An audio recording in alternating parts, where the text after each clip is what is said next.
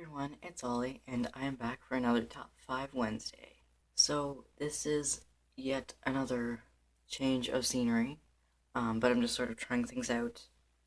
Um, I recently brought a shelf that we didn't really need downstairs, upstairs, so that I could use it as a bookshelf, and so far it works pretty well. And it's actually a pretty good height um, to sort of set up my phone on. So I figured I would try it out and see how it will look. And so far it seems pretty good. I don't know. Also, I know I'm very lazy. It's still March according to that calendar, but I mean, whoops. I'll change that at some point, eventually.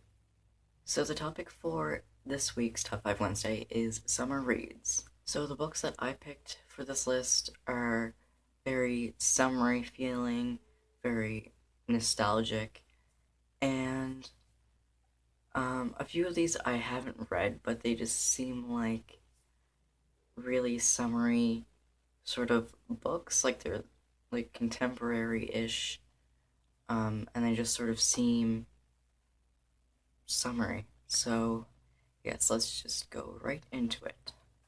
Number 5. The number 5 book on this list is Everything Leads to You by Nina LaCour. And just like everything about this book has like a summery vibe to it. Um, it's an LGBT contemporary book, and I really enjoyed it. Just like, trust me, it just feels summery. I don't really know what it is. Number 4. Number 4 book on my list is Every Day by David Levithan. And this is a book that I have not read personally, but it seems sort of short-ish and seems like something you would read in the summer. And yeah, I mean, has a fascinating premise. I just haven't gotten around to reading it yet because procrastination. Number 3. My number 3 book on this list is What We Left Behind by Robin Talley. And all that I know about this book, I saw it at my local shoppers, and first of all, I noticed the cover because this is beautiful. But I sort of read the synopsis of it, and I was fascinated because one of the main characters in this is queer. They identify as genderqueer, I believe, and they're in a relationship with this girl, and from what I know, it's just a story around that. And I don't know, it just seems really interesting. Yet again, another book I haven't read, haven't had the chance to because life and other books and such. Number 2.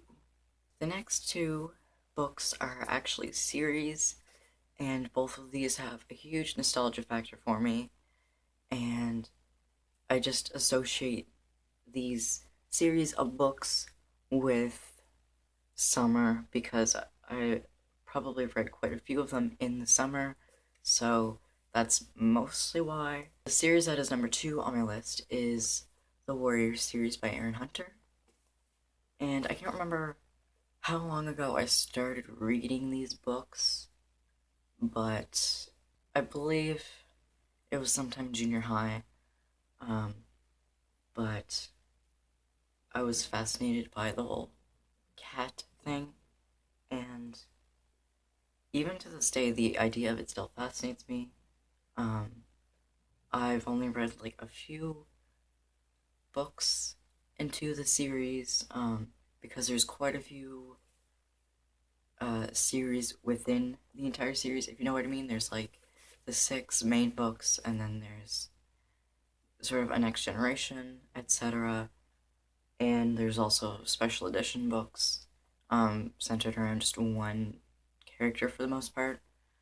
And I've only read a few of those, and if you've seen my Warrior book haul, then you know all the ones I have currently, and this is just the first one. But yeah, and number one. This should not be a surprise at all, since it is number one on the majority of my lists and probably everyone else's, and that is the Harry Potter series by J.K. Rowling. I don't have much to explain for this because, I mean, just the nostalgia you get by reading this, it's wonderful, and it just sort of brings you back to when you were younger and to when the magic was still like 100% there and everything was new and exciting and you didn't know what was going to happen next. And yeah, so that's why this is number one. Stay tuned for next week's Top 5 Wednesday. And yeah, hope you have a good one, and I will see you all in my next video. Bye.